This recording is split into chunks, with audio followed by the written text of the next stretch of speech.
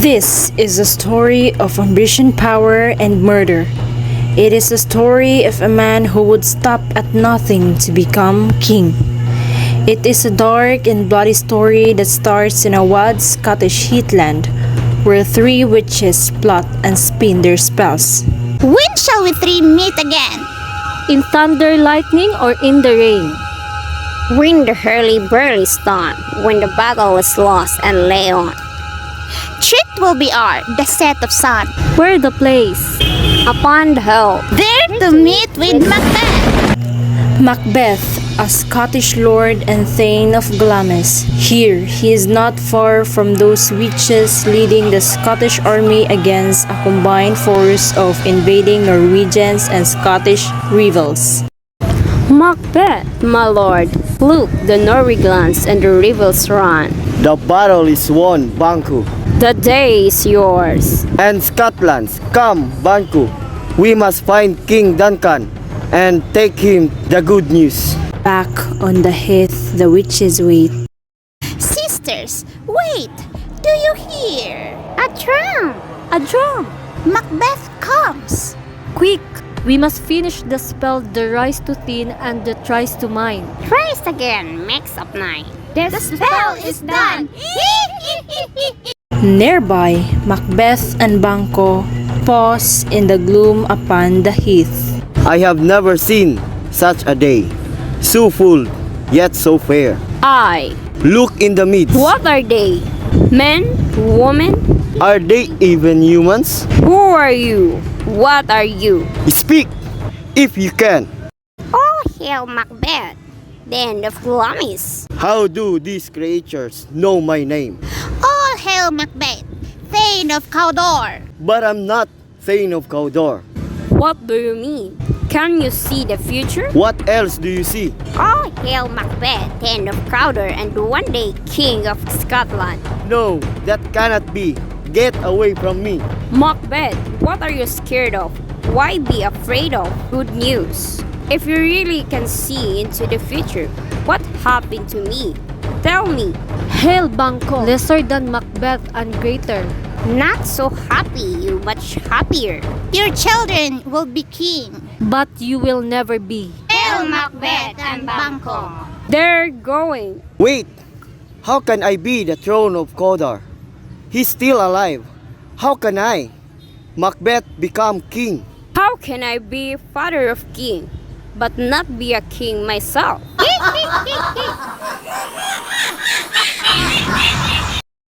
They're gone. Into thin air, What were they? witches for sure. Macbeth and Banquo finally arrive at King Duncan's camp. Standing outside the king's tent are three of his noblemen, Angus, Ross, and Lennox. The gate generals Macbeth and Banquo. Greetings, Lennox. We come fresh from the battle and of news for the king. He has already heard of your battle, Macbeth, And how bravely you fought. and he has told us to call you Thane of Cawdor. Thane of Cawdor? Rose, but that's not possible. Cawdor lives. How can I be Thane of Cawdor? Cawdor joined the rebels in his under sentence of death. The witches, what they said has come true. Banku, could the next step be the throne itself? Could I become a king? Be careful. Sometimes the devil tempts us with small truths to make us believe the bigger lie to come. Look! Here comes King Duncan himself. My generals Macbeth and Banquo. Your Majesty. It is true the battle is won. The rebels and the Norwegians have fled. Victory! Victory! Victory! So my cousin Macbeth, how can I pay the debt I owe her today? Serving you is all reward, Your Majesty. And rebel Banquo too. I am your servant, King Duncan. Today's joy overwhelms me, but I have one last announcement. I have chosen my eldest son, Malcolm, as my successor. He is now to be known as Prince of Cumberland. Now Duncan's here. Prince Malcolm, if I am going to be king, This could cause problems. We shall go now to your castle, Macbeth, to celebrate. Your Majesty, I shall go ahead to Dunsinane. My Lady Macbeth will be delighted at the good news of your coming. We shall follow. Macbeth is valiant and worthy. We are lucky to have him as our bias man. Now, let us prepare for the journey to Dunsinane. At Dunsinane, Macbeth's castle, his wife, Lady Macbeth, is waiting in her bedroom for him to return from the battle. In her hands, she holds a letter from him. My beloved wife, I believe these word sisters do have special powers. They told me I'd be Queen of Cawdor, and it came true. They even said I would be king. King? Keep the secret, I shall be with you soon. Ha, Macbeth! You want greatness, but are you ruthless enough to get in? You are ambitious, but I fear you will be too scared to do what is needed. Come home soon, so I can inspire you to take the crown. Without me, you will never do it. My lady, you heard? Great Thane of Cawdor, Macbeth, your future starts now. King Duncan comes here tonight. And when does he leave? Tomorrow. That must not happen. He must not live to see morning sun. What are you saying? He must be taken care of tonight. Taken care of? Yes, oh Macbeth, your face is so easy to read. But at the banquet tonight, you must hide your feelings.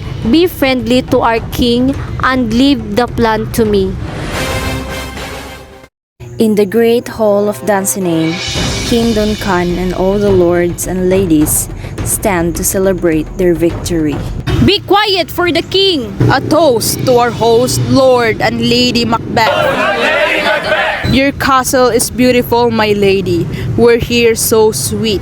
Your Majesty, you honor us with your visit to Dunsinane. I hope we have not troubled you. We are at your service, my lord. Now, please everyone, take your seats at the table. While the king and the lords and ladies sit down to feast, Macbeth and Lady Macbeth stand to one side so nobody can hear them. Duncan, trust me. I should be protecting him, not killing him. When the king finishes supper and goes to sleep, that's when you do it. No, we'll go no farther with his plan. He has come here to honor me. Can we not just enjoy that? What are you saying? I'd like to wear the crown, but I don't dare take it. What if we fail? And will not fail. Do it when Duncan is asleep, and after tonight, he will sleep forever. Is that settled? Yes. The feast is over. Banquo and his son Flens are taking a walk in the castle walls. What time is it, Flint? After midnight, father. Listen, someone's coming. Who's there? A friend, Flint and Banku. Macbeth, so you're still awake too?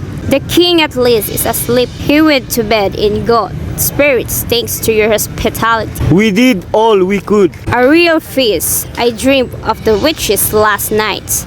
There was truth in what they said. Thane of Cawdor. I hadn't really thought about it, but perhaps you're right.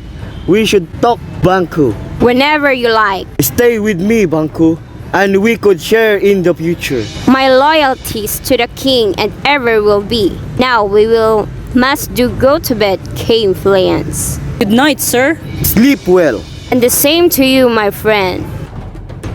Alone, Macbeth knows he must make his decision. Soon, everyone will be asleep, but me and then. What's this? A dagger in the air? Its handle turned towards my hand. Come, let me hold you. I can't touch it, but I can still see it. A dagger of the mind. I'm seeing things, and now there's a blood on the blade and handle. It is time to do the deed. In her bedroom, Lady Macbeth cannot sleep. She walks back and forth, thinking about her terrible plan. What is he doing? I left the daggers for him. He can't have missed them. Oh, my husband, I have you. The deed is done. Look at my hand. The blood, it's terrible. It will wash off. Just after it was done, I heard a voice crying, "Sleep no more." It said, and then Macbeth has murdered sleep. You're imagining things. Go, wash your hands. And why you bring the daggers? Put them back in the room. I can't go back there. Give them to me. I'll wipe the faces of the sleeping servants with blood. It will look as thought they killed the king. Lady Macbeth goes to the king's bedroom to leave the daggers there, while Macbeth waits for her return. It will look as if the servants committed the crime, and see my hands are the same color as yours. Someone's knocking at the south gate. I wish the knocking would wake Duncan. The dead king sleeps forever. King Duncan's body is quickly discovered. The Lord Macduff, Banquo, Ross, and Lennox jump from their beds and run from room to raise the alarm. Malcolm and Donalbain, your father has been murdered. No! Tell us the name of the assassin and we shall revenge our father. From the look of it, his own servants did the deed. Their hands and faces are covered in blood and their daggers lie nearby. I will face these lowly assassins now. Stop, Malcolm! Macbeth, let me thought. Stay! The assassins are dead. I have killed them already. What? What has happened? The king is dead, my lady. No! Malcolm, Donalbain, listen to me. Your father lay dead. His mother are so close. Who could hold back? Macbeth needs help with his lies, and Lady Macbeth knows just what to do. She staggers Help! Please! I feel... and falls. Lady Macbeth, she faints. I must look after my lady. Lennox, help me carry her to our room. Yes, Donalbain, dearest brother, we must be silent for now. You are right, Malcolm. This place isn't safe. Something's not right here, Banquo. If there's a plot, Macduff, or treason, I'll fight it. So I will. So will I. So are we all. We'll dress and meet in the great hall. My brother and I will join you shortly. Donalbain, I don't trust anyone here. We must live separately. I'll go to England. Ireland for me then, dear brother. Let's go while we can. There will be no mercy here. We'll need more murder to horse. At Dunsinane Castle a week later, Macbeth's loyal followers cheer him and his queen as they return from their coronation.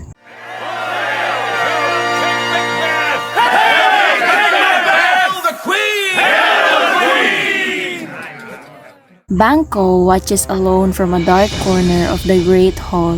It has all come true just as the witches said. But did they make it happen or was it Macbeth himself? Banquo! Here, your majesty and my lady. Welcome back to Dunsinane. Loyal friends, Banquo, what's news? Malcolm and Donalbain have fled the country, but they're telling everyone who will listen that they didn't kill their father. well, they would say that, wouldn't they? It's not important. We'll deal with it tomorrow. In the meantime, Our fate. tonight, to celebrate, you'll join us, I know. I am at your command, sir. Are you hunting today? Yes, your majesty. Are you taking flints with you? Of course, my lord. Good, good, good. Enjoy yourself and don't be late. No, please, my loyal subjects. Your king has work to do until the feast tonight. You may leave us. Macbeth waits until everyone has gone. Just one servant stays back because Macbeth needs him. Those men we spoke of, are they here? I, my lord, I let them into the back gate as you asked. Get them.